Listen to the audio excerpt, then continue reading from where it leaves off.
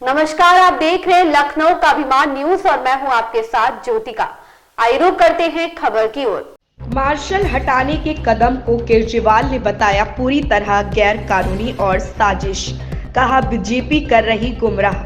उपराज्यपाल की ओर से दिल्ली जल बोर्ड की बिल माफ करने की योजना के संबंध में लिखे गए पत्र को लेकर विधानसभा में आम आदमी पार्टी के विधायकों ने सवाल खड़ा किया।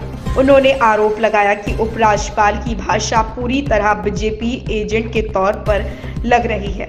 आम आदमी पार्टी ने आरोप लगाया कि एलजी विधानसभा के अधिकारों का भी हनन कर रहे हैं। इस मामले को लेकर उन्होंने विधानसभा में निंदा प्रस्ताव पेश किया।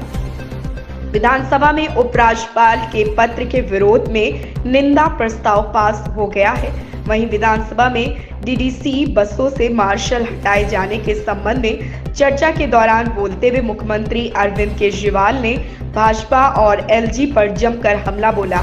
मार्शल को दोबारा नौकरी पर रखने का संकल्प पास करने के साथ विधानसभा की कार्रवाई कल तक स्थापित की गई। विधानसभा में डीडीसी बसों से मार्शल हटाए जाने के संबंध में चर्चा के दौरान बोलते हुए मुख्यमंत्री अरविंद केजरीवाल ने कहा कि मुख्यमंत्री ने कहा कि बसों में मार्शल नियुक्त करने का कार्य 8 साल पहले किया गया था, मगर 1 नवंबर को अचानक उनको हटा दिया गया। मार्शल के कारण बसों में अपराध नहीं हो रहे थे। उनको हटाए जाने के बाद अब अपराध होने शुरू हो गए हैं। महिलाओं का बसों में सफर करना मुश्किल हो गया।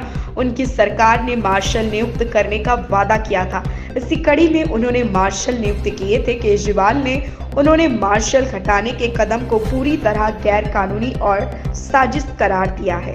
फरिश्ते स्कीम कि दिल्ली की सीमाओं के अंदर किसी का एक्सीडेंट हो जाएगा तो उसका जहां मर्जी वो इलाज करा ले, प्राइवेट में, बड़े से बड़े प्राइवेट, उसका सारा खर्चा हम देते थे।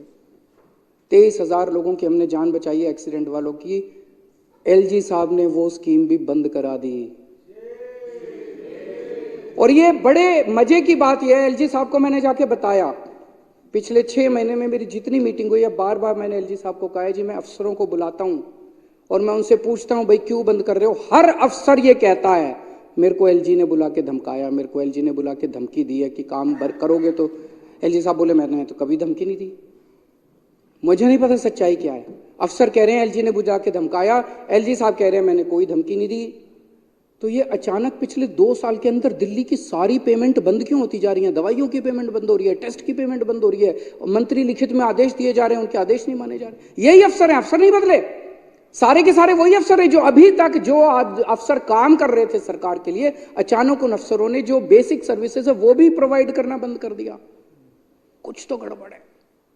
मैंने कहा चलो जी आपकी बात मान लेते हैं कि आप नहीं कर रहे, तो आप इनको सस्पेंड करो। फिर सस्पेंड भी नहीं करेंगे, ट्रांसफर करो, ट्रांसफर भी नहीं करेंगे। तो भाई दाल में तो कुछ काला है। सारा देश तो पागल नहीं है और आप ही अकेले सियाने नहीं हो। अब धीरे धीरे सबको पता चलने लगा कि ये चल क्या रहा है दिल्ली के अंदर। तुम लोग किसी भी हद तक गिर सकते हो, इस देश को बेच सकते हो तुम लोग केवल 4 वोट के लिए। इस खबर में बस इतना ही। बने रहिए लखनऊ का अभिमान न्यूज के साथ।